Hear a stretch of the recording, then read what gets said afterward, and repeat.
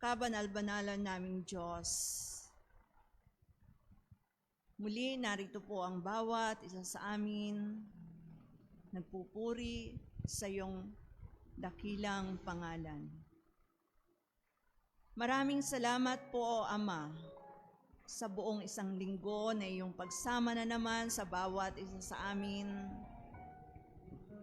At muli, narito na naman po kami bilang iyong mga anak. Sama-sama, magtataas ng aming mga tinig sa aming pagsamba sa inyo sa umagang ito. Iisa lang naman po, O Diyos, ang dahilan kung bakit kami na nagsasabi na iyong mga anak, na nagsasabi na tumanggap sa aming Panginoong Hesus bilang Panginoon at sariling tagapagligtas, ay magkakasama kapag araw po ng linggo sa aming pagsamba upang kayo po ay hindi lamang namin sambahin, kundi pasalamatan sa lahat ng iyong kabutihan sa amin sa mga nakaraang araw.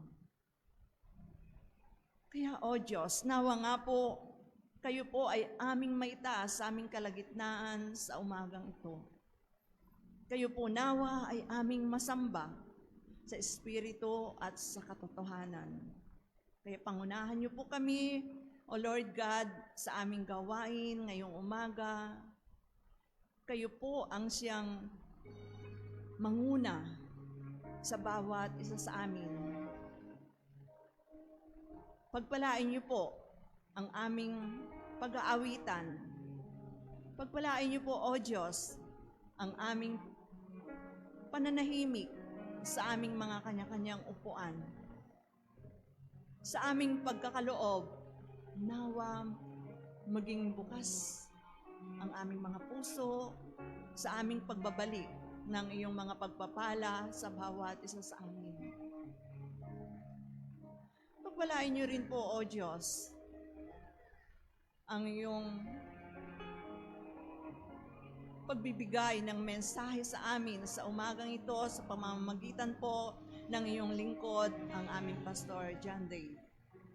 Nawa po, O Lord God, hindi po siya ang aming makita na nangungusap sa amin. Bagos kikilanlin po namin, O Lord God, na kayo ang nagsasalita sa pamamagitan po ng inyong lingkod. Lahat nawa ng mga salita na magmumula sa kanyang mga labi, O Diyos, ay pagpalain niyo po ito at hindi lamang po namin marinig, lalo higit, O Diyos, aming maipamuhay sa magulong sanlibutan na ito na aming kinalalagyan upang makita sa amin na nagsasabi na iyong mga anak, na nagsasabi na kami ay may ilaw, O Diyos, ay nagniningas na nakikita ng mga tao pa na hindi pa po tumatanggap sa inyo. Kaya salamat sa umagang ito, Father God, isang pribilehiyo na kami po ay muli sama-sama na naman sa aming pagtataas ng aming mga tinig, sa aming pagpupuri sa iyong banal na pangalan. At nawa, Father God, dalhin niyo po ang mga hakbangin pa ng mga kapatiran po namin na wala pa po sa aming piling upang hindi lamang po kami ang mapagpala sa umagang ito, lalo sa aming pakikinig ng iyong banal na salita, upang ang lahat ng iyong mga anak sa dakong ito, O Diyos, kami po ay sama-sama na mapagpala ng iyong mensahe sa umagang ito. Dalangin din po namin ang lahat ng mga anak po ninyo sa iba't ibang dako, nawa sa oras na ito o sa araw na ito, sa buong maghapon, maalala din po ng bawat isa na makadako sa iyong banal na tahanan upang magpuri at itaas kayo sa kanilang mga buhay. Sa iyo na po namin ipinagkakatiwala ang kabuuan po, O Diyos, ng aming pagsamba sa umagang ito, ang lahat na magiging kabahagi po ng aming gawain. Nawa, O Diyos, ay gamitin niyo po, kasangkapanin po ninyo upang patuloy na aming maliit na paraan na aming nalalaman ng pagsamba, pag-aalay ng pagsamba sa inyo, O Diyos, ay maging katanggap-tanggap. Kaya patuloy na kami po ay nagpapakumbaba sa iyong banal na harapan at nagpapalinis ng aming mga puso, O Diyos. Anumang karumihan ang iyong nakikita na nilalaman po ng aming mga puso, aming pong dalangin, pakalinisin po ninyo ito ng iyong banal na dugo upang walang maging hadlang sa aming mga pagsamba na gagawin sa umagang ito. Makaabot sa inyo, O Diyos, ang lahat ng aming gagawin na aming pagsamba sa umagang ito. Salamat po ng marami, O Diyos. Purihin kayo, luwalhatiin kayo, at sa iyo na po namin itinatalaga ang aming gawain sa umagang ito sa pangalan ni Jesus. Amen.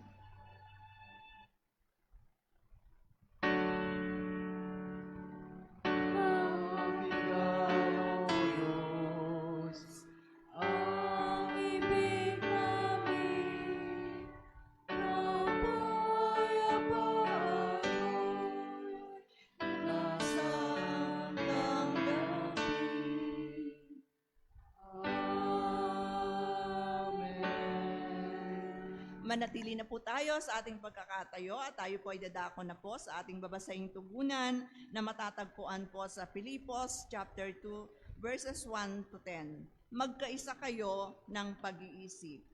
Kaya nga sapagkat mayroong kasiglahan ang buhay kay Kristo, mayroong kaaliwan ng pag-ibig, mayroong pakikiisa ng Espiritu Santo, at mayroong kagandahang loob at malasakit para sa isa't isa.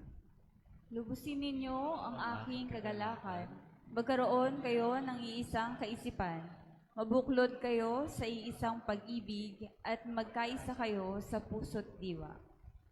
Huwag kayong gumawa ng anuman dahil sa paghahangad ninyong maging tanyag. Sa halip, bilang tanda ng pagpapakumbaba, ituring ninyong higit ang iba kaysa inyong mga sarili. Pagmalasakitan ninyo ang kapakanan ng iba at hindi lamang ang sa inyong sarili. Naway magkaroon kayo ng kaisipan ng tulad ng kay Kristo Jesus. Kahit siya ay likas at tunay na Diyos, hindi niya ipinagpilitang manatiling kapantay ng Diyos. Sa halip, kusa niyang hinubad ang pagiging kapantay ng Diyos at naging katulad ng isang alipin. Ipinanganak siyang tulad ng mga karaniwang tao. At nang si Kristo'y maging tao, nagpakumbaba siya at naging masunurin hanggang kamatayan. Maging ito man ay kamatayan sa krus. At dahil dito, siya'y lubusang itinaas ng Diyos at ibinigay sa Kanya ang pangalang higit sa lahat ng pangalan. Tayo pong lahat. Sa gayon, sa pangalan ni Jesus ay luluhod at magpupuri ang lahat ng nasa langit, nasa lupa at nasa ilalim ng lupa. Ang namay purihin natin, ang nakadiwang magkilipin, dayon sa amin, kailanman ay dakilain, walhatiin.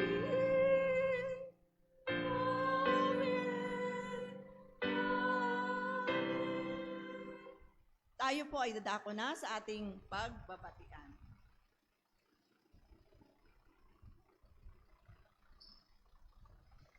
Ayun po, hello po, good morning po.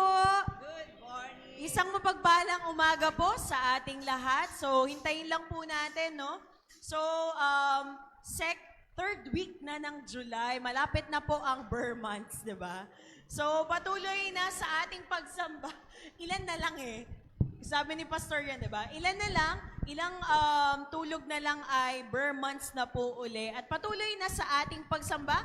Ngayong umagang ito, patuloy na siya po ang itaas natin at pasalamatan. Pero before that, wag po nating hayaan na hindi po natin mabati ang bawat isa.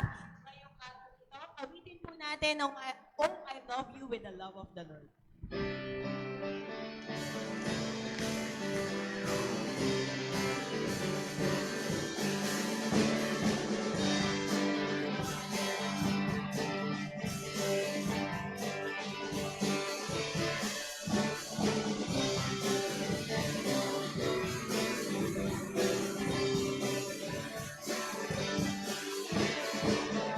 Kita sa Panginoon, sa Panginoon. Nakikita ko sa'yo, kalwalhatian niya.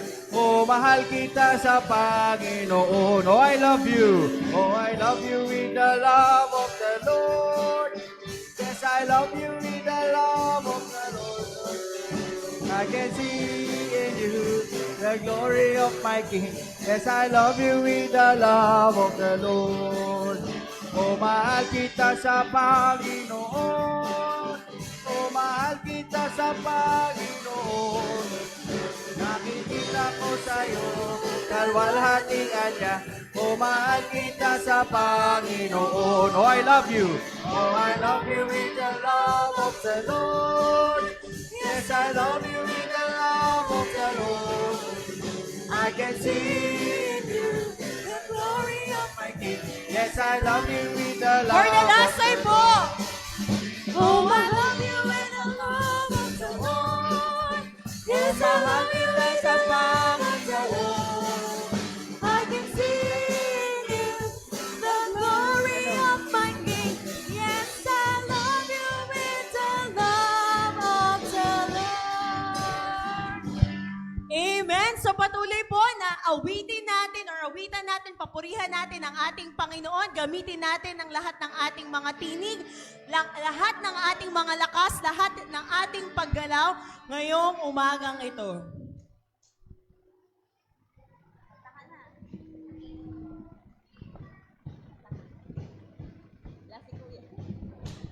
Ayan, sabi po dyan, di ba, ang lahat ay magsasayo. Patingin nga po ako ng inyong pinakamagandang ngiti. Ngayon, ang gaganda naman at ang popogi ng mga taga-SM Val. Patuloy na awitin po natin, ang lahat ay magsasaya.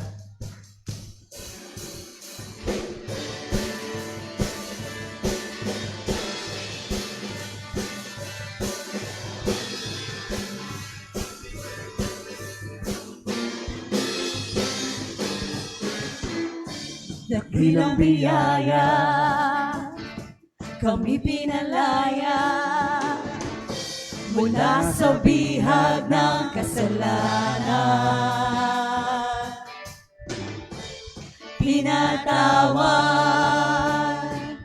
pinagpala ng lubusan.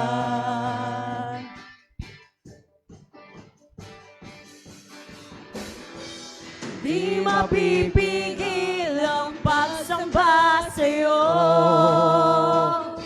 Jesus, dakila kang totoo. Ang lahat ay magsasaya. Jesus, mapupurihan ka. Ikaw lamang ang aming pag-asa. Ang lahat ay magsasabi, ang lahat ay luluhod. Jesus, ikaw lamang ang Panginoon. Minsan pa po.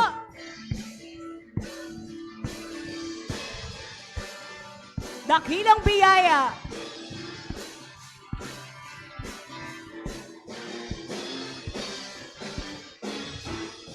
Dakilang biyaya, Pinalaya ba tayo? kami pinalaya. Yes, Lord.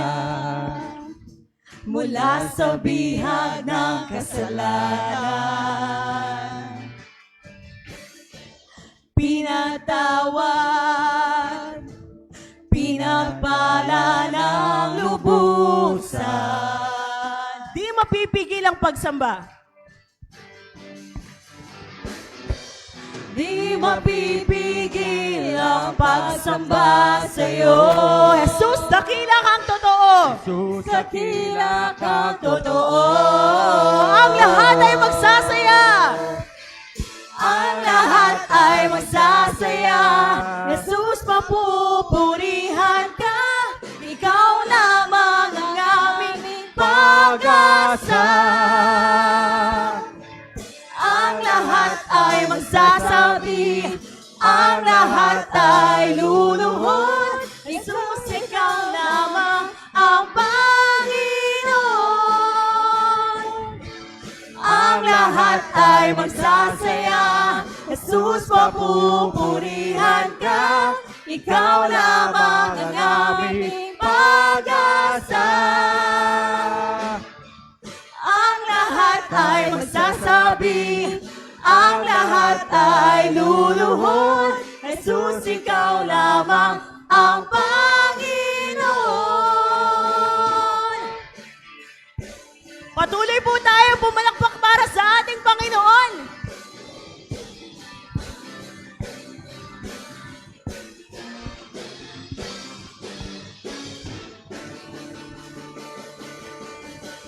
Langit ang aking nadarama, sa tuwing kapiling ka, ang puso ko'y sumisigla, kapag sa'yo'y sumasamba. Ipakita po natin ang puso nating may sigla sa pagsamba sa ating Panginoon. Ito ay pag-ibig mo. O Diyos, sa buhay kong ito, ang kagalakan mo ay kalakasan ko. Ikaw ang nais ko, ikaw lamang ang pupurihin. Ang pangalan mo'y dadakilain, wala na sa'yo'y maihahambing. Ang awit ko iyong bigin. Langit ang aking nadarama, sa tuwing kapiling ka, ang puso ko'y sumisigla, kapag sa'yo'y sumasamba. Minsan ba po ang kailangan ko? Ang kailangan ko ay pag-ibig mo, o Diyos, sa buhay kong ito. Ang kagalakan mo ay kalakasan ko. Ikaw ang nais ko, ikaw lamang ang pupurihin. Ang pangalan mo'y dadakilain, wala na sa'yo'y maihahambing. Ang awit ko iyong dinggin. Langit ang aking nadarama, sa tuwing kapiling ka, ang puso ko'y sumisigla, kapag sa'yo'y sumasamba. Langit ang aking nadarama, sa tuwing kapiling ka, ang puso ko'y sumisigla, kapag sa'yo'y sumasamba. Langit ang aking nadarama, sa tuwing kapiling ka, ang puso ko'y sumisigla, kapag sa'yo'y sumasamba. Kapag sa'yo'y sumasamba. Kapag sa'yo'y sumasamba. Ang sarap po sa pakiramdam na habang tayo ay umaawit, tayo po ay mga nakangiti, patuloy nagagagalak, because every time that we see the grace of God in our lives, even though we are undeserving, kahit hindi tayo karapat-dapat, ay patuloy na nakikita natin yung kagandahang loob ng ating Panginoon. Nakikita natin yung pagmamahal na nagmumula sa Kanya. At of course, nararapat lamang na patuloy natin siyang papurihan ngayon. Let this song be the song of our hearts ngayong umagang ito.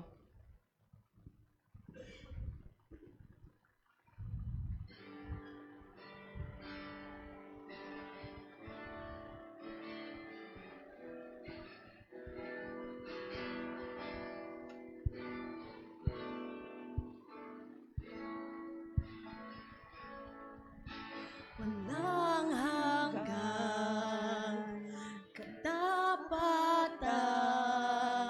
sa buhay ko'y lagi mong laan. Narito dahil sa biyaya mo, habang buhay nang pupuri sa'yo. Minsan pa po.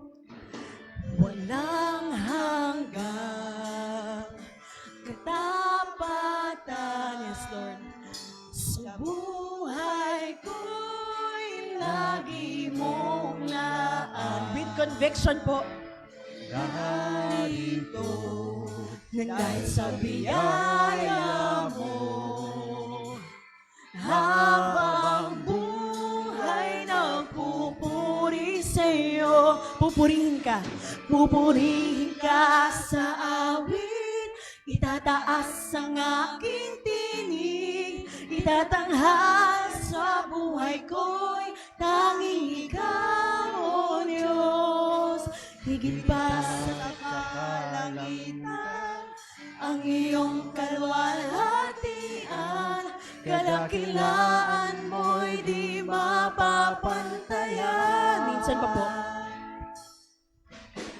Walang hanggang katapatan sa buhay ko'y lagi mong laan. Make it personal. Hawakan niyo po ang inyong mga puso.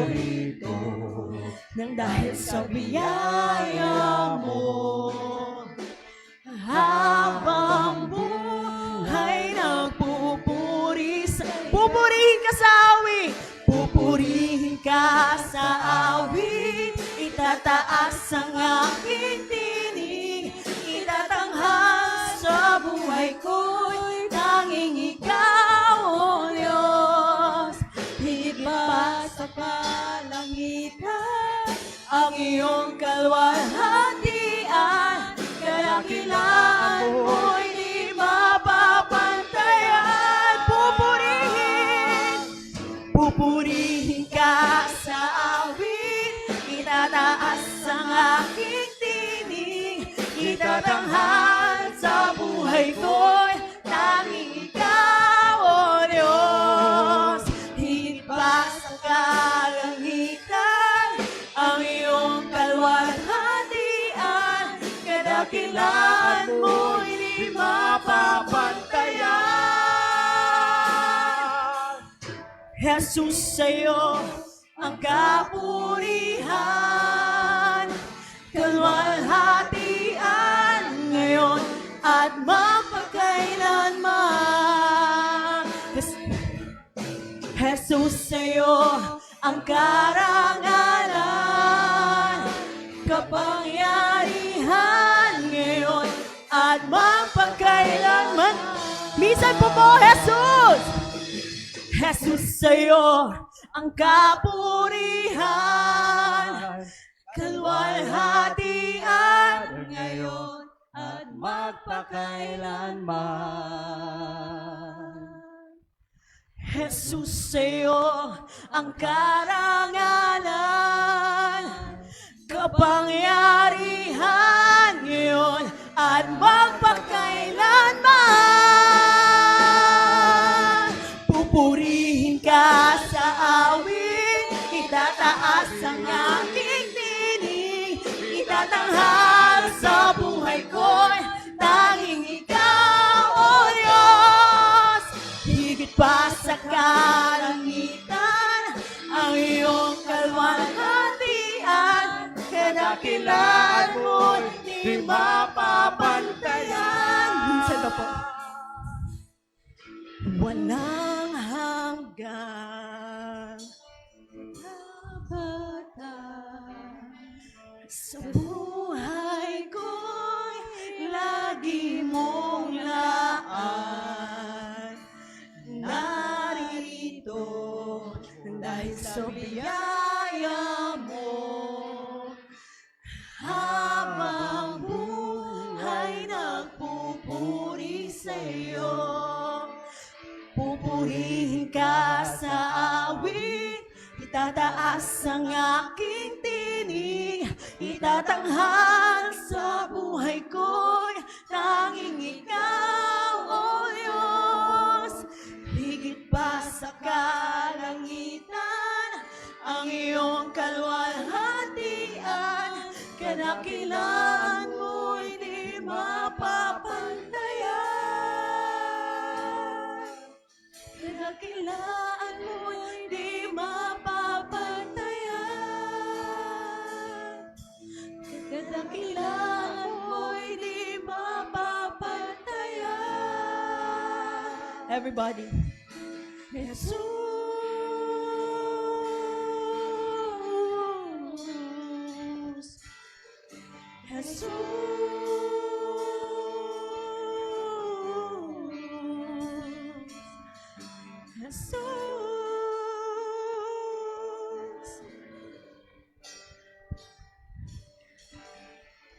Patuloy po tayong manalangin para sa ating Panginoon. Dakilang Diyos, maraming salamat po. Tunay na sa aming mga buhay, we know that you are truly deserving of worship. Nauna mo kaming mahalin, ngayon patuloy na ibinabalik po namin ang pagmamahal na ito. Naging tapat ka po sa aming mga buhay. Naging tapat ka sa mga pinagdadaanan namin, nandyan ka para sa amin, sa lahat ng aming mga ginagawa, Panginoon. Lord, pakiramdam namin, nakakahiya minsan, Lord, pag nakikita mo kung ano yung mga kasalanan namin, Panginoon. Patuloy na hugasan mo kami, patuloy mong linisin kami, Panginoon, upang sa aming pag-awit, upang sa aming panalangin, maging deserving po kami na maging anak ninyo. Patuloy na gamitin niyo po ang aming mga buhay, gamitin niyo po ang aming kalakasan sa inyong ministeryo. Patuloy kaming maglilingkod at patuloy naming itataas ang inyong pangalan. Ito ang aming dalangin sa matamis na pangalan ng aming Panginoong Jesus. Amen. Palakpakan po natin ang ating dakilang Diyos.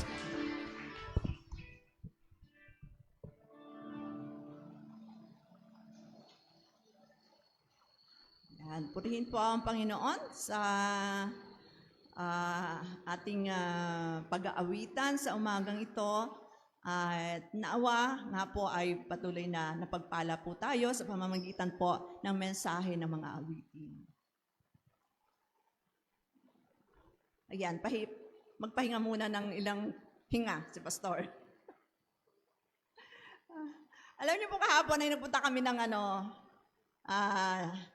Novaliches, Yemelip Church, dahil district meeting. Ayun. At as usual, kapag district meeting, halos maghapon. Ang init pa naman kahapon. Kaya marami pong napag-usapan, maraming natalakay, at nawa lahat ng mga natalakay na yon ay para sa ikaayos ng bawat kongregasyon at lalo higit para sa kapurihan ng ating Panginoon. Muli po, inaanyayahan ng bawat isa na tumayo bilang paggalang po sa pagbasa ng banal na salita ng ating Panginoon at magpapatuloy po ang ating minamahal na Pastor John Dave sa kanyang mensahe.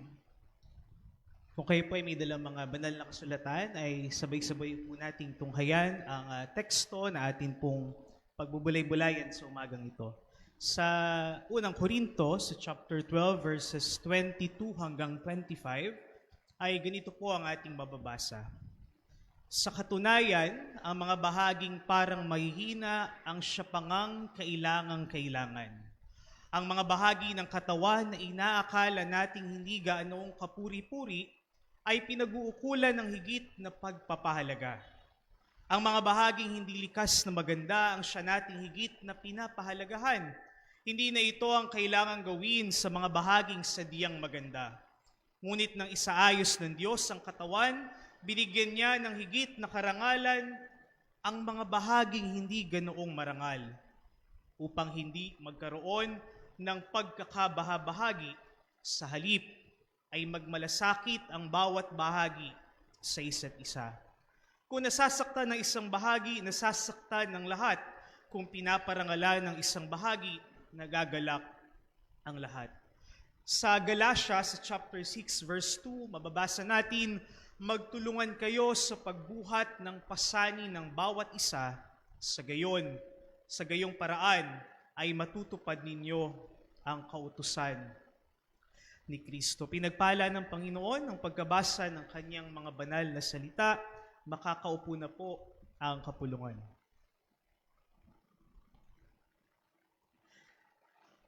Muli, isang mapagpalang umaga po sa ating lahat. Nasa kalagitnaan na tayo ng July, no? At sabi ko nga, ilang pikit na lang ay bare months na ulit. Handa na po ba kayo mag-prepare ng mga regalo? Di pa? Ah, po? Wala pa si Jose Marichan. Oo, nabalitaan ko si Jose Marichan, parang ano daw, no? Wala na raw nare-receive ng mga royalties sa kanyang mga, ano daw, mga kanta, no? Uso na kasi ngayon yung mga AI at saka mga remix, no? Iba-ibang mga style. Sa linggo na ito ay nais ko pong ibahagi sa inyo ang isang paksa na pinamagatan ko pong bawat isa bahagi ng katawan ni Kristo. Ngayong buwan po ng July ay nire-recognize po yung Disability Awareness and Acceptance Sunday. No? Ito po ay kinikilala, no, hindi lamang sa Pilipinas kundi sa buong mundo ang pagtingin at pagtanggap sa mga tao na mayroong disability. Ang tema po ngayong taon na ito ay may pamagat na rise. No? Hindi po kanin ha. Kahapon sa meeting namin, baka daw hindi na raw tayo nagpe-prayer and fasting. Nagpe-prayer and fasting pa ho ba kayo? Gagawa niyo po. Depende pagka may medical procedure. No? Prayer and fasting. Sabi ko, hindi na kami nagpe-prayer and fasting. Ang ginagawa ho namin, prayer and feasting. No? Mahilig kasi tayong kumain. Ano? Puro feast, puro kainan. Kidding aside, ang tema po ngayong taon ay may pamagat na rise. No? Rise, ibig sabihin is to recognize, include, support, and empower. Nais ko pong magsimula sa isang kwento. Meron daw pong isang pastor sa Amerika na nagbahagi ng kanyang karanasan. Isang linggo daw po, habang siya po ay nangangaral, meron daw pong isang batang lalaki na mayroong autism, na paulit-ulit na tumatayo, pumapalakpak, at nagsasalita ng malakas. Napansin niyang may ilang tao yung naiinis dun sa bata. At may ilan pa yung lumilingon, may ilan yung napapailing. At pagkatapos ng pagsamba, lumapit po yung tatay na ito, at halos umiiyak siyang nagsabi. Sabi niya kay Pastor, Pastor, patawad po kasi nakakaabala po yung aking anak. Pero yung sabi po nung pastor na ito, hindi po siya nakakaabala. Ang totoo po, pinapaalala niya sa amin kung ano ang ibig sabihin ng pagiging isang pamilya. Napakaganda po yung sagot ng pastor na ito. Sapagkat sa isang pamilya daw po, hindi natin itinataboy ang miyembrong nangangailangan. Sa pamilya natin, pagka may problema, hindi naman natin pinagtatabuyan yung isang taong lugmok sa problema. Hindi natin itinatago ang miyembrong iba ang kakayahan. Hindi natin sinasabing, kapag ka okay ka na lang, bumalik ka sa amin. Sa pamilya daw po, tinatanggap natin ang isa't isa at higit pa roon ay inaangkin natin ang isa't isa. Hindi lamang sa pamilya, no? Pati sa church. May mga kakulangan, meron tayong mga iba't ibang kakayahan, pero at the end of the day, tanggap natin ang isa't isa. Puntahan po natin yung ating teksto. Sa panahon po ng Korinto, sa lugar po ng Korinto, sinasabi po sa kasaysayan na ang lugar na ito ang isa sa pinakamayaman at pinakamodernong lungsod noong panahon ni Apostol Pablo. So pag napunta kayo sa Korinto, nung panahon na iyon, ito yung sentro ng kalakalan. Now, when you say sentro ng kalakalan, dito yung, kumbaga, ito yung pinaka-pinupuntahan ng lahat ng tao. Noong unang panahon, ang pinaka-sentro ng kalakalan, yung mga daungan natin, yung mga pier, no? Sa, ano yun? Sa, anong lugar ito? Yung bandang may mga, ano yung may lumang Savory? Anong lugar nga yun? Sa may tulay? Escolta. Oo, Escolta. Di ba yan yung mga lugar na talagang napakaraming mga tao nung unang panahon? Maraming mga lumang mga buildings doon. No? Talagang yun daw ang sentro. Ang Avenida din ay isa sa mga kilalang lugar nung unang panahon. So kung maiahalin tulad natin, ang lugar daw po ng Korinto ay pinakasentro ng kalakalan nung unang panahon. Marami daw pong mga lahi dito. Iba't ibang kultura, iba't ibang relihiyon, maraming mayayaman, at marami ring mga alipin. Sa madaling salita, napakaraming pagkakaiba-iba doon sa mga tao na naroon. Ang lahat ng pagkakaibang iyon ay katulad din sa atin pong o sa kanilang mga simbahan. Ano yung meron sa Korinto noong unang panahon? Kapag binasa po natin ang aklat ng unang Korinto, mapapansin natin na halos bawat kabanata ay meron pong ina-address na problema si Apostol Pablo. Problematic yung lugar ng Korinto. Bakit? Doon po sa Korinto, marami daw pong pagkakampi-kampi. Maraming mga divisions ng panahon nila. Punong-puno rin daw po ng mga immoralities ng panahon na iyon. Marami yung mga nagdedemanda sa isa't isa sa panahon ng Korinto. Marami daw po yung kaguluhan sa pagsamba. Maraming nag-aagawa ng espiritual na kaloob. Sa panahon po ng Korinto, ang sabi ng iba, ako yung very spiritual. Yung iba naman sabi nila, ako yung pinakamahalaga sa mga ministeryo. Ang iba naman, sabi nila, ako yung pinakadakila sa lahat. Sa panahon ng Korinto, sa kanila pong panahon na iyon, ay maraming mga problema. Sa madaling salita, ang mga tao noon ay meron silang sukatan ng halaga ng isang tao. Yung sukatan nila, yung kakayahan. Ibig sabihin po, nasusukat yung dignidad ng isang tao nung panahon na iyon kung ano yung kanyang kayang magawa. Sino rito yung kayang tumulay sa alambre? Kaya nyo ba yun? Hindi nyo pa kasi sinubukan, baka kaya nyo naman. O kaya kumain ng bubog. Iba yung uso dati. Pero totoo pa yun. Parang, napanood ako nun sa Jessica Soho, yung nagpapagaling, tapos inaapakan siya. Inaapakan yung katawan niya. Tapos nung inaapakan na siya, tama na! Sobrang bigat ng nakaapak sa kanya. Sobrang dami ng mga tao. Sa panahon ng Korinto ay nakabatay yung halaga ng tao sa kaya niyang gawin. No? Parang sa panahon natin ngayon, no? Hanggang sa ngayon, madalas daw pong sukatin ng tao ayon sa kanyang nagagawa. No? Ang atin pong mundo ay ganun. Madalas, kung sino yung mahuhusay, sila yung mahalaga. No? Yung ibang mahuhusay magsalita, parang sila yung pinakamahalaga. Minsan, nasusukat din sa pera. Merong kasabihan, whoever has, ang golden rule daw po ay, whoever has the gold rules. No? Iba't ibang organizations yan, iba't ibang mga pagkakataon. Minsan daw ang pinapahalagahan ay diploma. Sa mga government employees, alam natin yan, na hindi ka basta-basta aangat kung wala kang papel. No? Hindi ka pumasa sa QS. Kailangan meron ka talagang papel na kahit gaano ka kahusay, kailangan meron kang diploma, meron kang transcript.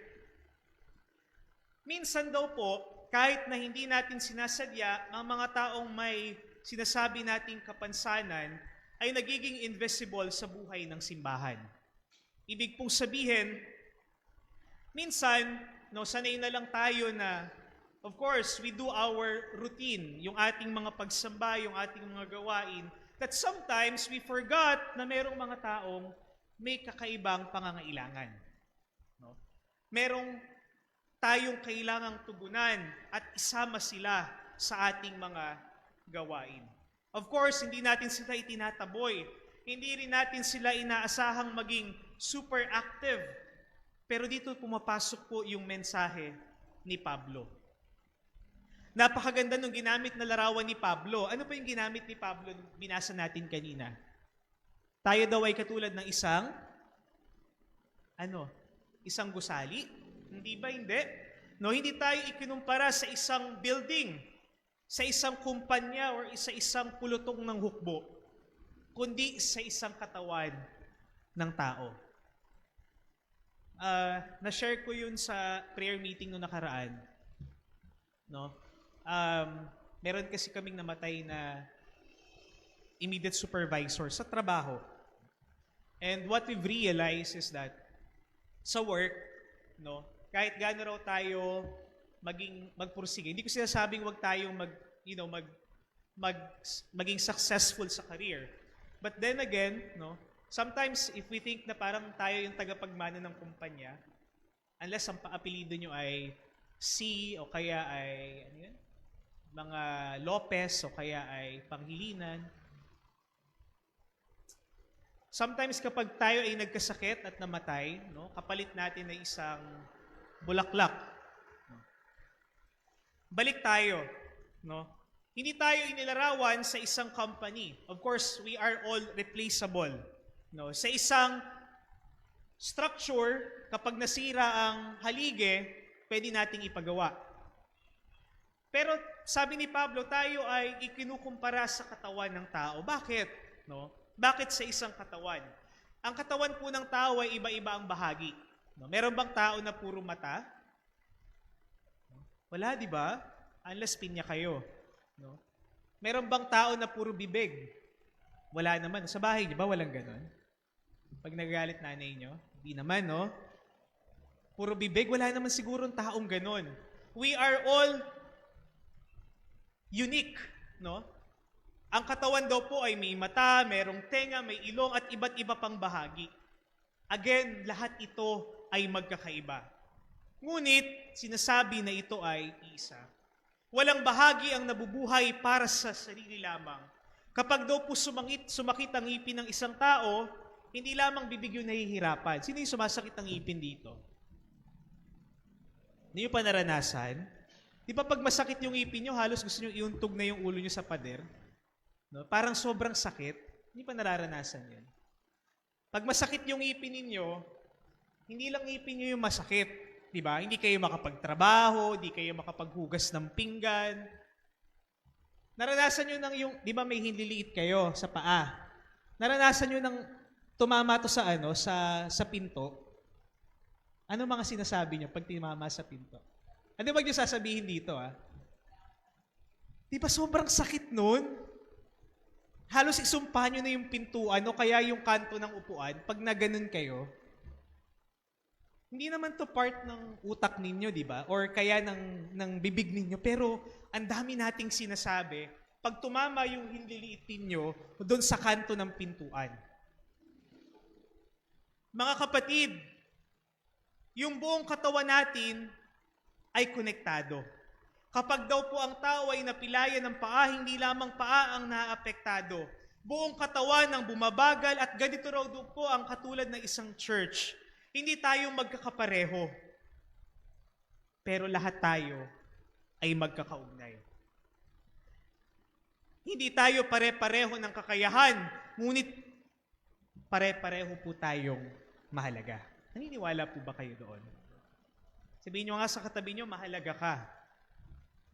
No? Mahalaga ang isa't isa sa atin. Lahat tayo ay importante. Kahit sa choir, alam nyo, lahat talaga mahalaga eh. Diba?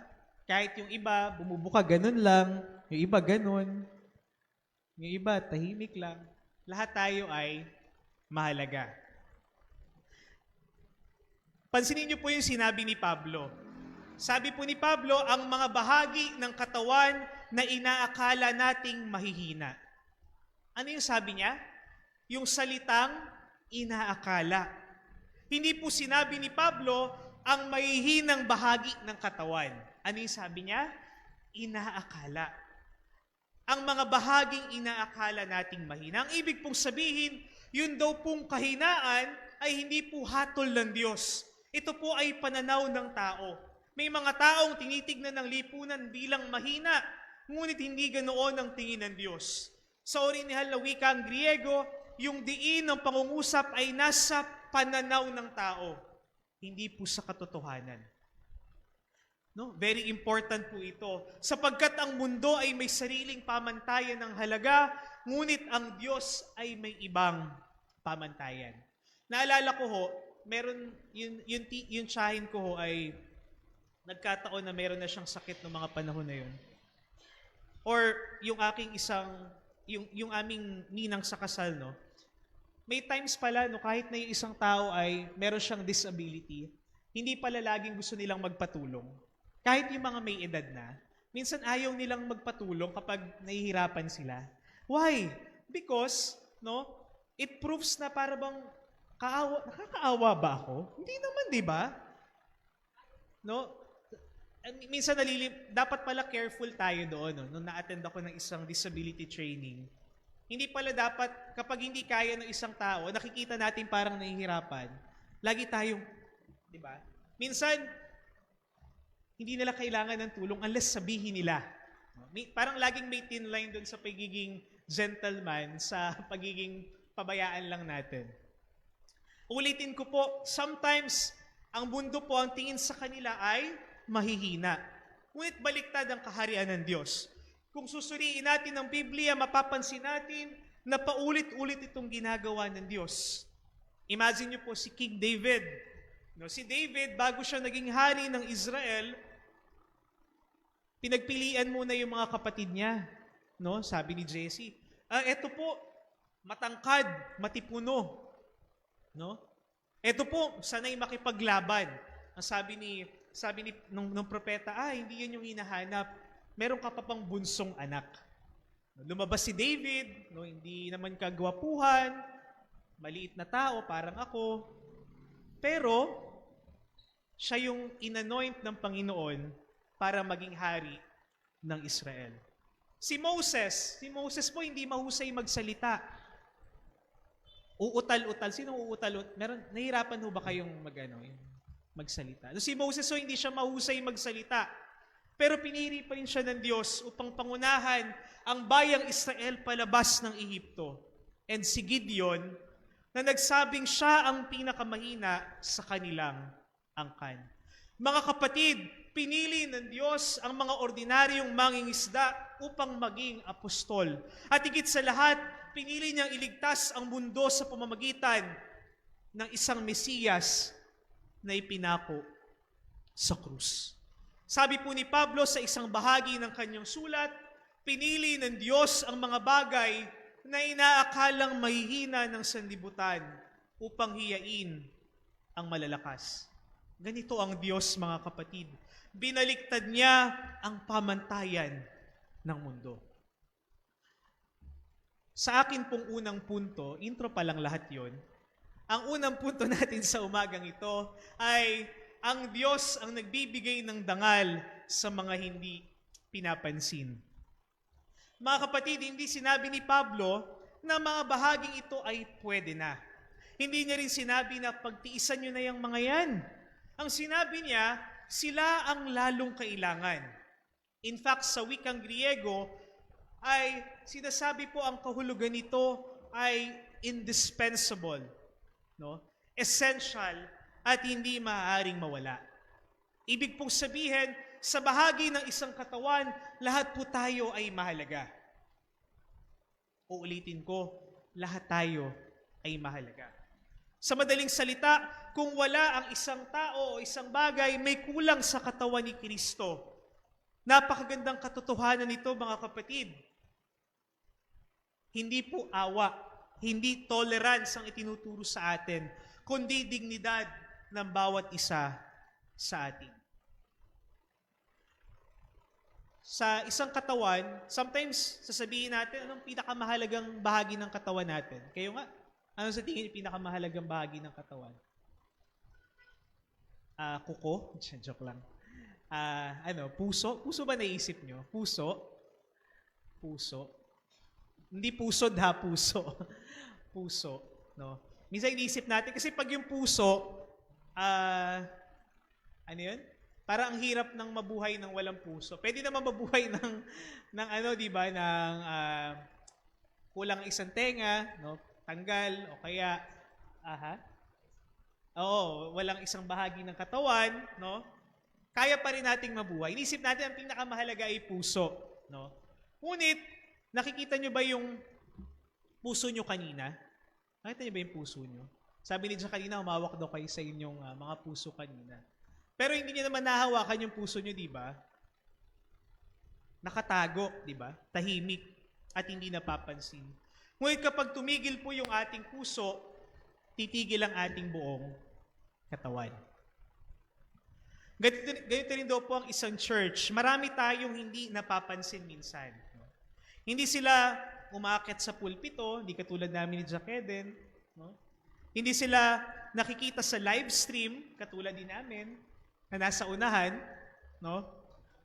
Hindi sila laging kinikilala, binabanggit ang pangalan, ngunit maaari sila ang pinakatapat na nagpe-pray para sa atin. Maaring hindi sila yung unang dumarating sa church, hindi sila yung unang umuwi, sila yung nagbibigay naman na hindi nagpapakilala. At kabilang dito, yung ating mga kapatid na mayroong disability. Hindi sila laging nasa unahan. Hindi ibig sabihin ay wala silang mahalagang papel sa kaharian ng Diyos. Kapansin-pansin po na kapag binasa natin yung Ebanghelyo, hindi kailanman iniwanan ni Jesus ang mga taong may kapansanan. Hindi niya ba napansin yun? No, pumunta si Jesus doon sa tinudugo ng mahabang panahon, no? Doon sa nakaratay, doon sa ketongin. Baka kaya hindi tayo pinuntahan ni Jesus sa bahay natin. Kasi yung pinuntahan ay may mga kapansanan. Mga kapatid, sa kultura ng mga Hudyo noon, maraming naniniwalang ang kapansanan ay bunga ng kasalanan. No? O kapag ang isang tao raw po ay pinanganak na hindi makapagsalita, yung magulang mo kasi may kasalanan. Naniniwala pa ba kayo doon? No? Sabi sa Bible, no? Yung mga Hudyo noon naniniwala na ganoon. Ngunit nang makita ni Jesus ang lalaking ipinanganak na bulag, anong sinabi niya? Hindi dahil sa kasalanan niya o ng kanyang mga magulang. Sa isang pangungusap lamang, binuwag ni Jesus ang maling paniniwala ng lipunan. Hindi niya nakita yung kapansanan ng tao na iyon. Ang nakita niya ay yung mismong tao. Nakita niya ang larawan ng Diyos at iyon ang dapat makita ng iglesia. Mga kapatid, ang hamon sa atin ngayong umaga, patuloy nating kilalanin ang dignidad ng bawat tao, bawat isa sa atin. Hindi man lahat sa atin ay kayang magpanik-panaog sa taas. Hindi man lahat sa atin ay kayang sumama sa mahabang lakaran. Kailangan nating i-recognize ang bawat isa sa atin ay mahalaga. Sapagkat ang Diyos ang tumitingin sa isang tao, hindi niya unang nakikita ang kanyang kakulangan. Nakikita ng Diyos na ang isang tao ay nilikha ayon sa kanyang larawan. At kung ganoon ang tingin ng Diyos, wala tayong karapatang maliitin ang sino mang tao. Lahat tayo dapat ay mahalaga. No? Kahit sa leadership yan, no? Kahit sa mga decision making. Naalala ko dun sa aming training sa disability, tinanong kami, lalo na yung mga gumagawa ng policy. No? Kapag gumagawa raw tayo ng polisiya, kapag nag-a-advocate tayo ng isang bagay, sino yung nagsasalita? Halimbawa, no? Kapag ako ay nagsalita tungkol sa mga magsasaka, tingin nyo ba very credible ako? Siguro kung si Jack Eden. Pag nagsalita din ako tungkol sa advocacy about disability, hindi ba mas mainam na yung magsasalita ay yung mismong taong may karanasan?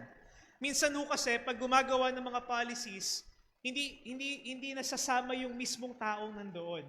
No, mahalagang kasama sila when we decide sa isang bagay na sila yung pinag-uusapan natin. Ikalawa, tignan po natin na ang Diyos ay nagbuo ng isang katawang walang naiiwan. In 1 Corinthians 12:24-25, basahin po ulit natin, ang sabi, ngunit inayos ng Diyos ang katawan at binigyan niya ng higit na karangalan ang bahaging nagkukulang nito upang huwag magkaroon ng pagkakabahabahagi sa katawan, kundi magkaroon ng pantay-pantay na pagmamalasakit ang bawat bahagi sa isa't isa. Kung ang unang katotohanang nakita natin, ang Diyos ang nagbibigay ng dangal sa mga hindi pinapansin, nais naman nating tignan na hindi lamang kinikilala ng Diyos ang bawat tao, sinasadya niya sila ay pagsamasamahin. Sabi natin kanina, lahat tayo ay mahalaga. Tama po ba? Pero hindi naman tayo dapat watak-watak. Paano naman tayo kikilos kung watak-watak tayo? Ang isang katawan daw po ay pinagsama-sama. No? Hindi ka naman pwede, ay kumpleto ako pero putol naman yung isang daliri, nakalagay sa box. Dapat daw po magkakasama tayo. No? Sa church daw po, hindi raw po aksidente na tayo yung magkakasama rito. Hindi po aksidente na tayo ay magkakaiba. Meron sa atin ay matataas ang boses katulad ni Ate Carmen, di ba? Okay lang na hindi mataas ang boses namin ni Ate Olga kasi si Ate Carmen yung mataas, di ba? Saka ni Ate Beth, kami okay lang kami na mababa boses. Okay lang na magkakaiba tayo. Sa choir, pag lahat ay mataas ang boses, parang pare-pareho, monotonous, no? Pare-pareho tayo. Pero di ba mas maganda pagka iba-iba? Pero dapat 4 lang yung tono. Soprano, alto, tenor, bass. Walang altonado, no? Dapat 4 lang. Hindi daw po aksidente na meron tayong mga bata at may edad. May pastor, merong mga bagong mananampalataya, merong taong malakas ang katawan at may taong may kapansanan. Lahat daw po ito ay bahagi ng disenyo ng Diyos sa atin. Ang sabi ng Panginoon, inayos ng Diyos ang katawan. No? Sa wikang Griego, no, ang sinasabi po rito, ang ibig pong sabihin, pinaghalo, pinagsama at maingat na pinagdugtong upang maging isang buo. Ginamit noon ang salitang ito kapag naghahalo ng iba't ibang sangkap upang makabuo ng isang bagong bagay. Ang ibig pong sabihin, hindi po basta-bastang sinama na lamang ng Diyos ang kanyang iglesia. Maingat niya po itong binuo. Sino po yung nagluluto dito? Nagluluto po ba kayo sa bahay? O kumakain kayo sa labas? Nagluluto kayo sa bahay, no? Diba? Pag naghahalo kayo ng rekado, pinipili niyo yung ihahalo ninyo. Gaano kadami, ano yung sukat, no? Kasi may ina-achieve kayong lasa. Parang pagkain, hindi naman tayo basta-basta pinaghalo-halo lamang. No? We create something beautiful nang magkakasama tayo. Again, hindi po aksidente na tayo yung magkakasama. Maingat tayong binuo ng Diyos katulad ng isang katawan, katulad ng isang mahusay na manggagawa, katulad ng isang pintor, katulad ng isang composer, katulad ng mga habi ng tela. Tayo po ay binuo ng Diyos. Hindi, sabi po, no? Kaya kapag sinabi natin hindi naman tayo kailangan o hindi naman kailangan ng isang kasama natin, para rin nating sinabing nagkamali ang Diyos sa pagbuo ng kanyang iglesia. Mahalaga tayo. Mahalaga ang bawat isa. Ano po yung layunin ng Diyos? Bakit ginawa ito ng Diyos? Sabi po ni Pablo, upang huwag magkaroon ng pagkakabahabahagi ang katawan. Napakahalaga ng salitang pagkakabahabahagi. Pag pinag-aralan po natin ito po ay galing sa salitang iskisma. No? Alam niyo po yung salitang schism? No? Yung division, no? Hindi pagkakasundo-sundo. Sa salitang madaling maintindihan, yung salitang napunit. No? Napunit. Nung estudyante kayo, yung dinidilaan niyo yung papel para punitin. Ginagawa niyo ba yun dati? Pinupunit. Naalala niyo yung bata kayo, no? Yung 1/4, 1 na didilaan niyo. Ganun. Wala na kasing ganun ngayon eh. Napupunit po ang buong katawan ni Kristo kapag merong isang bahagi na hindi pinapansin at hindi pinapahalagahan. Sa atin pong iglesia, no? Hindi man yung mga bagay, hindi man yung mga taong may disability, may mga taong neglected. Pag may mga tao na parang makukulit, no? Sabi nila, okay lang yung bata makulit, mag-ingay. Ang mahirap pag yung matanda yung makulit sa church. No? Gusto nyo ba yun? Yung matanda nagtatatakbo-takbo dyan. Weird yun. Mga kapatid, kapag may kapatid tayo na hindi makarinig, no, hindi maintindihan ng sermon, no? Sino yung nawawalan? Kapag meron tayong mga kapatiran na hindi makarating sa church, so sometimes nahihirapan sila. Buti lang yung church natin, walang second floor, no? Yung ibang church, alam niyo sa Tangos, bago kayo makapagsimba, akit kayo sa hagdanan. Ha? Sa? Opo, sa Malate. Opo, sa Malate. Unless sa Banlat meron sila, pero may elevator. Hindi natin kailangan ng elevator kasi wala pa naman tayong taas. Again, lahat po tayo ay mahalaga. No? Lahat ng bahagi ay mahalaga. Kapag pinag-aaralan natin yung mga himala ni Jesus, mapapansin din natin ng isang bagay. Hindi lamang niya pinagaling ang katawan, no? Ibinalik po ni Jesus yung respeto at pagpapahalaga ng tao sa komunidad. Halimbawa, yung taong ketongin. No? Alam niyo po yung ketong, nakakahawa siya ng panahon na iyon. Walang taong gustong lumapit sa isang taong ketongin. No? Hindi maaaring humawak ang tao sa kanya. Hindi maaaring pumasok sa templo ang isang taong may ketong at hindi ring maaaring yumakap sa kanyang pamilya o kaya ay makisalamuha. Kaya nang lumapit ang ketongin kay Jesus, ano yung ginawa ni Jesus? Hindi siya agad nagsalita. Hindi siya agad naghimala. Anong ginawa ni Jesus? Hinipo niya yung taong may ketong. Napakasimple lang nung kanyang ginawa, pero napakalalim. Marahil maraming tao na walang umahawak sa kanila ngayon. Na wala man lang nakakakausap sa kanila, wala man lang dumadamay sa kanila. Ngunit yung ginawa ni Jesus ay hindi pagpapagaling, kundi pagtanggap sa taong hindi tinatanggap ng lipunan. Bago niya pagalingin yung katawan ng taong may ketong, pinagaling muna niya ang sugat ng pagtanggi sa katulad niya.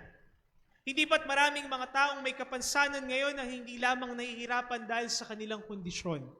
Maraming mga tao ngayon na neglected ng lipunan, na para bang wala silang lugar, wala silang mga bahagi sa iba't ibang bagay sa kanilang komunidad. Naalala ko mayroong isang video no, sa Makati yata yun. May rampa yung opisina, yung pinaka-building.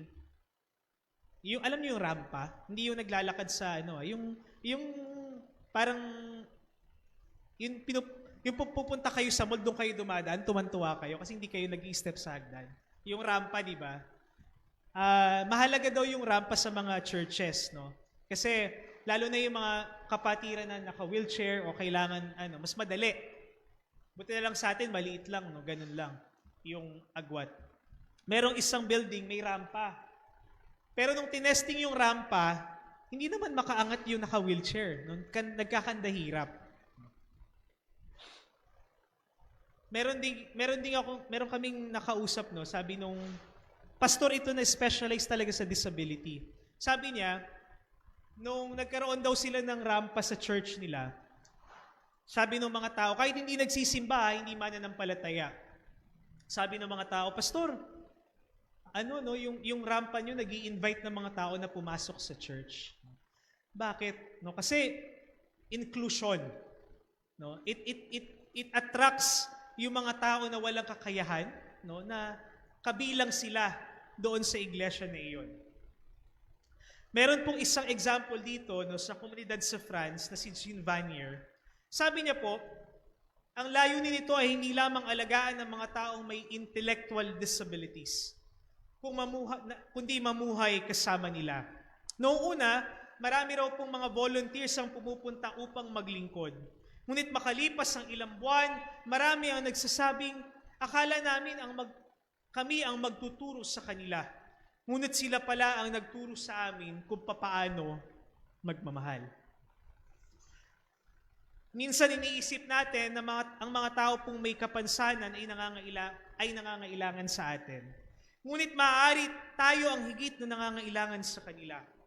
Dahil inuturo nila sa atin yung pagtitiis, ang kababaang loob at pagtitiwala sa Diyos, at ang pagmamahal na walang hinihinging kapalit. Dito pumapasok yung ikalawang bahagi ng ating tema, no? Yung I, which is to include them. No? Yung inclusion ay hindi lamang nangangahulugang malugod natin silang tinatanggap, ngunit sinasabi natin na sila po ay may lugar sa atin pong iglesia. Hindi lamang ito usapin ng accessibility, kundi usapin kung papaano natin sila isinasama sa ating mga pag-uusap, sa ating mga ministeryo, at paano sila magiging kabahagi sa lahat ng ito. Ikatlo, ito na po yung huli. Ang Diyos ay tumatawag sa atin na magmalasakit sa isa't isa. Pansinin ninyo yung layunin ng Diyos. Hindi lamang po yung walang division na nangyayari, kundi magkaroon ng pantay-pantay na pagmamalasakit ang bawat bahagi sa isa't isa. Napakaganda ng salitang pagmamalasakit. Sa Griego, ito ay hindi simpleng pakikiramay lamang, kundi isang aktibong pagpapaalala sa bawat isa. Pagdadala ng bigat ng iba na para bang sarili mo rin itong bigat. Hindi ibig sabihin na sasabihin natin, mo nakakaawa ka. Kundi sinasabi natin dun sa ating kapatid, alam mo, kasama mo ako sa iyong pinagdaraanan. Sa Galatians 6:2 na ating binasa kanina, ang sabi roon, magtulungan kayo sa pagdadala ng pasanin ng isa't isa. Pag sinabi nating pasanin, ay hindi lamang ito nangangahulugan na para bang backpack. Ano yung backpack? Yung bag na pang school o yung ginagamit natin na 2 sakbet. Backpack, parang malaking bato na hindi kayang buhatin mag-isa. Ang sinasabi ni Pablo, tulungan ninyo siyang magbuhat. Turuan niyo siyang, hindi ibig sabihin na turuan niyo siyang magtiis. Hindi ibig sabihin na sabihin niyo sa kanyang magdasal. Kundi, buhatin natin ang pasanin ng ating kapwa. Tulungan natin silang magbuhat nito. Isang example nito ay si Simon na taga Cyrene. No, naalala niyo si Jesus nung siya ipapako na sa krus? No? Dumating yung si Simon, no? Na tumulong upang buhatin yung krus na dala-dala ni Kristo. Si Simon ay nakibahagi sa bigat ng krus na dala ni Kristo. Hindi natin kayang alisin yung burden na nararanasan ng ating kapatid, ngunit maaari natin silang samahan sa pagdadala nito. Minsan hindi natin kailangan mag-isip ng mga solusyon. Kapag yung kapatid natin ay may bigat na problema, minsan, ang basic na pwede natin gawin ay makinig. Nakikinig pa ba kayo pag may problema inyong kapwa? Minsan yung pakikinig ay malaking bagay para gumaan yung kanilang bigat na nararanasan. Ang pinakamahirap daw po, minsan ay yung pakiramdam na parang walang sumasama sa atin doon sa ating mga nararanasan. Dito pumapasok yung ating pong support sa isa't isa. No, yung support na hindi ibig sabihin na monetary o kaya ay pagbibigay, kundi yung pagsama natin sa kanila, no? Pagsuporta sa kanilang mga pinagdaraanan. Minsan daw po, handaan po natin yung pinakamagandang ministry ay hindi yung microphone. Pag sinabi nating microphone, yung madalas ay nagsasalita sa harap, kumakanta, no? Minsan daw po, yung pinakamagandang ministry ay yung upuan sa tabi ng isang taong umiiyak. Upuan sa tabi ng isang taong umiiyak. Tandaan natin, ang mga bahagi ng katawan ay inaakala nating mahihina ang siyang lalong kailangan. Sa atin pong pagtatapos, mga kapatid at mga magulang, sa atin pong pagdiriwang or pagko-commemorate nung sinasabi nating Disability Awareness and Acceptance Sunday, patuloy nating kilalanin na ang bawat isa sa atin ay mahalaga. Ano man yung ating kalagayan, ano man yung ating kakayahan, dapat nating kilalanin na ang bawat isa sa atin ay mahalaga. Ang bawat isa sa atin ay bahagi ng ministeryo ng ating iglesia. Patuloy nating pasanin ang bigat ng bawat isa at tulungan natin silang gamitin yung mga kaloob nila sa paglilingkod sa Diyos. Patuloy tayong maging isang katawan ni Kristo. No, isang katawan na hindi magkakahiwalay, isang katawan na pinagsama-sama ng Diyos sa patuloy na paglilingkod at ministeryo. Muli, magandang umaga po at pagpalain tayo ng Panginoon.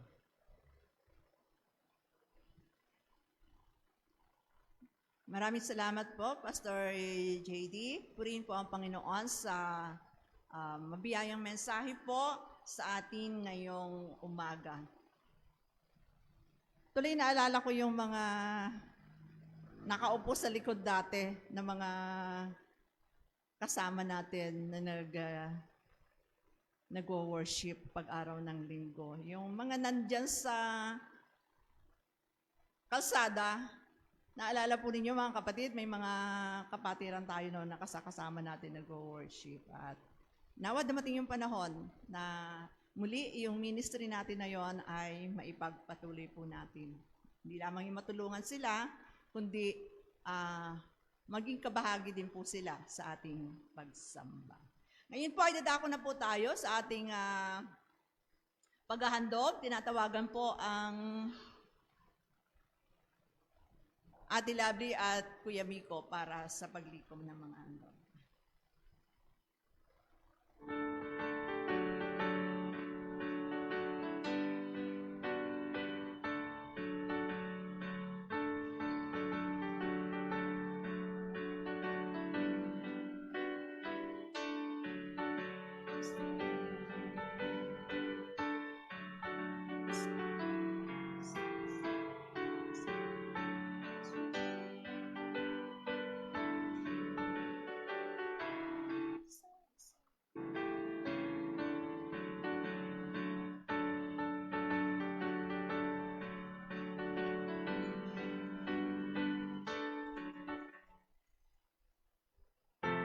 Tayo pong lahat ay magsitayo. Kapangyarihan ng pusong may loob, pagpalain kaming lubos sa ngalan ni Jesus. Amen.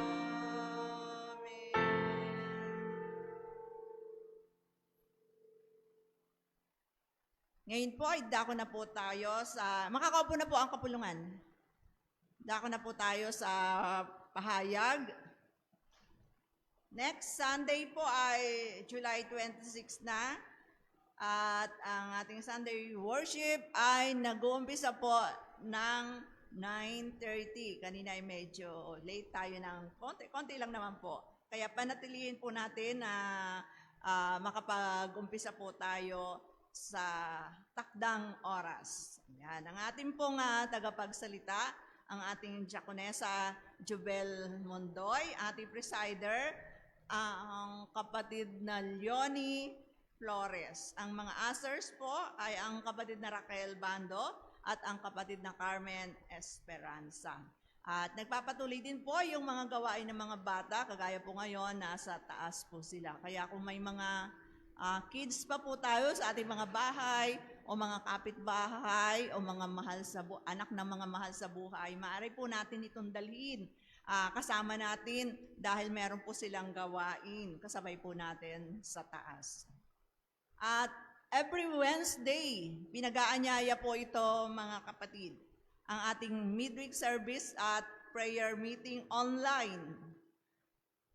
Siguro nalilimutan lamang po ninyo. Online po ito, mga kapatid. At nag-umpisa po ng 7:30 ng gabi. Dito po natin ginaganap yung ating panalanginan. At after worship po, eto na po. Nag-uumpisa na po tayo sa ating IDJ. At alam na po ng bawat isa kung sino-sino po yung ating mga kasama at kung saang grupo po tayo sa level 1, level 2 o level 3. So yun po, after worship po ay IDJ po tayo at hindi po muna oikos. Ngayon po ay nadako na po tayo sa ating dalangin pastoral. Inaanyayahan po ang may mga kakayanan na tumayo para po sa ating dalangin pastoral. Sa pamamagitan po ng ating Pastor JD. Tayo pong lahat ay sama-samang dumulog sa ating Panginoon, aming Diyos na makapangyarihan sa lahat sa umagang ito. Diyos, ay patuloy kaming lumalapit sa iyo bilang isang iglesia, bilang isang pamilya at magkakapatid. Sa umagang ito, Diyos, ay amin pong patuloy na inilalapit sa iyo ang inyong mga anak na may mga tanging kahilingan. Amin pong magulang, ang Nanay Ruby, na inyong patuloy na bigyan ng kalakasan, ng pangangatawan, at maayos na kalusugan, gayon din ng Tatay Rico sa kanya pong patuloy na recovery. Salamat, Panginoon, sapagkat ang amin pong mga magulang na ito ay inyong patuloy na pinalalakas at kasama namin sila ngayon, O Diyos, physically sa pananambahan. Salamat, Panginoon, sa inyong patuloy na paggabay at pangunguna sa kanya. So umagang ito ay ilalapit din namin sa inyo si G-Boy, inyo pong bigyan ng maayos na pangangatawan at kagalingan, Panginoon, sa kanya pong sakit. Ngayon din po ang family po ng amin pong Jack Eden, especially, Panginoon, si Alpha, Panginoon, sa kanyang likuran. Dalangin namin inyo pong bigyan ng kagalingan ang amin pong kapatid na ito. Salamat, Panginoon, sa kanyang naging achievement din po sa nagdaang mga araw. Salamat sa inyong pagbibigay ng katagumpayan sa kanya, sa inyong kadakilaan sa kanyang buhay. Dalangin din namin, O Diyos, ang Father po ni Kuya Gilbert, inyo pong bigyan ng patuloy na maayos na pangangatawan at kalusugan, gayon din ng kanyang kapatid. Inyo pong bigyan ng patuloy na pag-sustain sa kanyang pangangatawan, sa kanyang mga pagdadialysis, at ang kanyang patuloy na gamutan, O Diyos. Dalangin din namin na inyo pong may pagkaloob sa kanya ang kidney donor upang patuloy siyang makaranas ng kagalingan. At amin pong kapatid nito ay patuloy na lumakas. At dalangin din namin ang kanyang mga pangangailangan ay patuloy na ipagkaloob. Dalangin namin, O Diyos, si Love sa kanyang work. Inyo pong samahan siya sa kanyang mga gawain doon. Ang kanila pong naging audit, Panginoon, dalangin namin na magkaroon ng maayos na resulta ito. Gayon din ang kanyang father. Patuloy namin dinadalangin siya sa iyo. Inyo pong bigyan ng kanyang maayos na pangangatawan, gayon din ang mga pangangailangan upang magamit ito, yung kanyang disability benefit, Panginoon, ay makuha niya. Ngayon din ang kanyang pong application for US citizenship ay maipagkaloob. Dalangin namin, Panginoon, ang aming magulang na ito sa kanyang pagkalayo ay patuloy niya pong samahan, pagtagumpayin, Panginoon, sa kanyang gawain doon. Dalangin din namin, O Diyos, si Mick, inyo pong ingatan sa kanyang pagtatrabaho sa malayong lugar. Gayon din, Panginoon, si Jennifer po ng Panginoon, patuloy niyo siyang pagiliin sa kanya pong pagkakasakit. Dalangin namin, Panginoon, si Stella, inyo pong pagalingin, Panginoon. Dalangin namin na hindi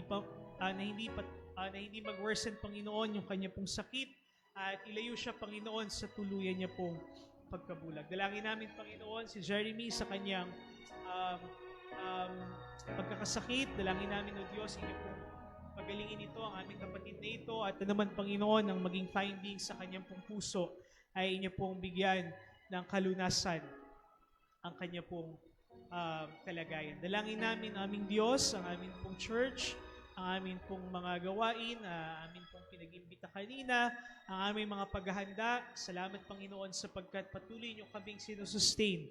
Ang aming pong mga pangarapin, ang aming mga fundraising, Panginoon, upang maisaayos ang aming iglesia, inyo pong kaming samahan. Kayo, Panginoon, ang siyang patuloy na magbigay ng katagumpayan sa aming mga efforts na ito. Dalangin namin ang aming misyon sa Pasig.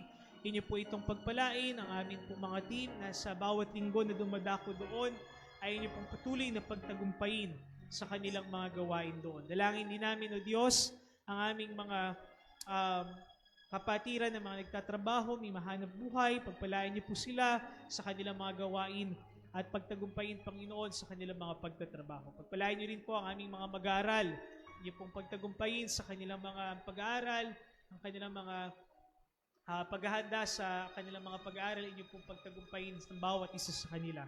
Gayon din po, Diyos, patuloy naming dalangin ang amin pong mga kamanggagawa, ang Pastor Arnold, ang Jack Eden, gayon din ang Jack Jubel.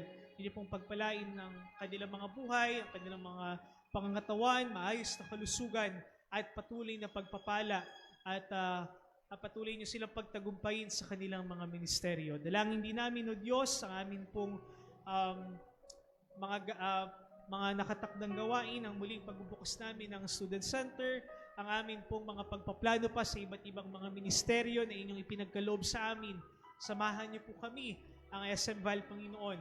Gayon din ang amin pong bayan sa ngayon, Panginoon, ay dumaranas po ng iba't ibang mga calamities. Nakakaranas po kami ng mga bagyo at ang amin pong government, Panginoon, sa iba't ibang mga nararanasan nito na mga trials, Panginoon, iba't ibang mga paglilitis, iba't ibang mga paghanap, Panginoon, ng katarungan sa mga pagnanakaw sa aming bayan. Dalangin namin, O Diyos, na Ikaw ang siyang kumilos sa amin pong bansa. Dalangin namin ang aming pong komunidad dito po sa Santa Mesa, ang aming pong mga kapatiran, ang aming mga kapitbahay dito, Panginoon. Kayo ang siyang patuloy na kumilos sa kanilang buhay. Sa umagang ito, O Diyos, meron kaming mga kahilingan na hindi namin nasambit. Alam namin na Ikaw ay tapat at siyang patuloy na gagawa sa bawat isa sa amin. Kami, O Diyos, ang SM Val, ang bawat isa sa amin ay patuloy mong kasangkapanin. Katulad na aming narinig na panalangin kanina, O Diyos, ang amin pong nilapit sa iyo, kasangkapanin niyo po ang bawat isa sa amin na maibahagi ang mabuting balita sa bawat isang naririto, Panginoon, ang bawat isang aming nakakasalamuha. Gayon din, ang bawat isa na lubos na nangangailangan na inyong pagkalinga. Sa iyo po namin pinagkakatiwala ang lahat ng ito sa tanging pangalan lamang ng aming Panginoong Yesus. Amen. Ngayon po, idadako na po tayo sa mga sumapi sa kanilang mga kaarawan o may tanging pasasalamat na dumako po sa harapan upang maipanalangin po ng ating pastor.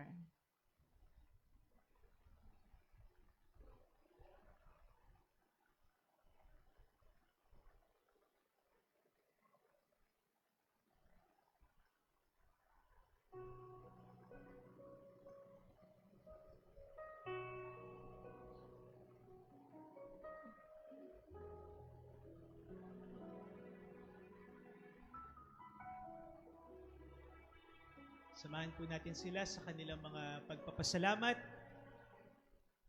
Tayo po ay manalangin. Aming Diyos na makapangyarihan sa lahat, salamat po sa inyong kadakilaan, pagpapala sa kanilang mga buhay. Salamat, Panginoon, sa inyong pagkilos sa kanila at sa kanilang pagdako sa unahan ay isang pagpapakita ng patuloy na pagpapasalamat at katapatan ninyo sa kanilang mga buhay. Sa pagbigay ng basbas ng inyong lingkod, patuloy niyong pakabanali ng aking mga palad.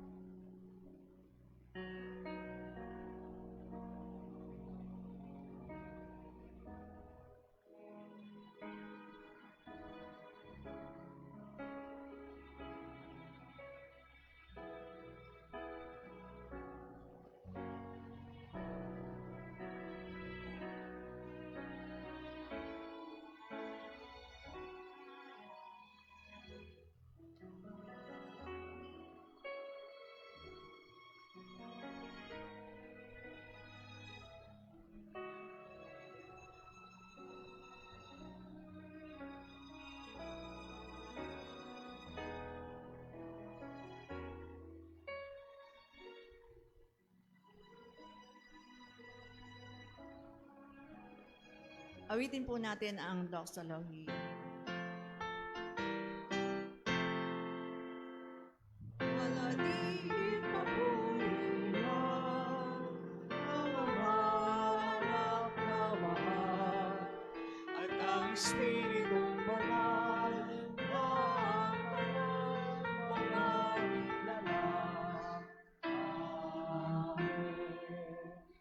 Ngayon mga kapatid at mga magkulang, tanggapin natin ang hindi nagmamaliw na pag-ibig ng ating Ama sa kalangitan, ang patuloy na pagliligtas ng ating Panginoong Jesucristo.